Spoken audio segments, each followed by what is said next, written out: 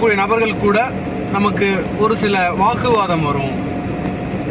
அவங்க வேற சிந்தனைகள் இருப்பாங்க, அவங்களோட பார்வை வேற மாதிரி இருக்கும், நம்மளோட சிந்தனைகள் வேற மாதிரி இருக்கும், நம்மளோட பார்வை வேற மாதிரி இருக்கும், நம்மளோட நாலேஜ் வேற டொமைன்ல இருக்கும், அவங்களோட நாலேஜ் வேற டொமைன்ல இருக்கும்.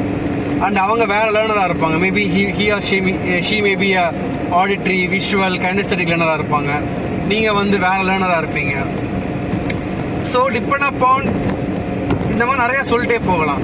அவங்க வந்து he or she maybe interested in technology, நீங்கள் வந்து இன்ட்ரெஸ்டட் இன் சேல்ஸ், நீங்கள் வந்து interested in learning a new knowledge, language, இந்த மாதிரிலாம் இருப்பீங்க. அவங்க வந்து லேர்னிங் அ நியூ ஸ்கில், இந்த மாதிரி டிஃப்ரெண்ட் ஆஃப் ஒப்பீனியன்ஸ் இருக்கும்.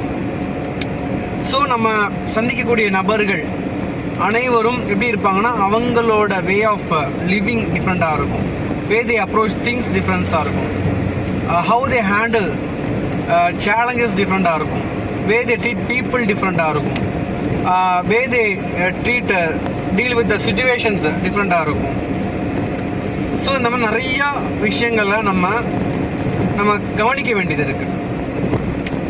இப்போ இந்த மாதிரி ஒரு சூழல்ல இந்த மாதிரி சில மனிதர்கள் கூட நம்மளோட எமோஷன்ஸ் இதெல்லாமே கலந்து நம்ம செய்யக்கூடிய ஒரு செயல், நம்மளோட approach, way we see the job, look at the business, அதெல்லாமே வந்து இட் இம்பேக்ட்ஸ் த வேர்ல்டு.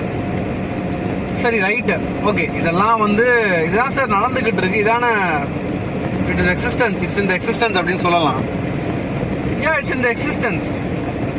ஆனால் இப்போ ஒரு ப்ராசஸ், ஒரு வேலை அப்படின்றது வந்து it's a process, right? It's not something. இது ஒரு வேலை எடுத்துக்கிட்டீங்கன்னா அது வந்து ஒரு ஃபுல்ஃபில்மெண்ட் இருக்கணும், ஒரு கம்ப்ளீட்னஸ் இருக்கணும், ரைட்டா? எந்த ஒரு வேலையும் திருப்தியோட மனநிறைவோட செய்ய வேண்டும்.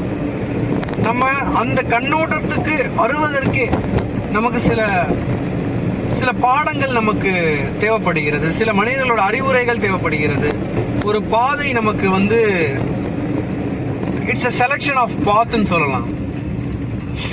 And way we deal with challenges, people, existence, and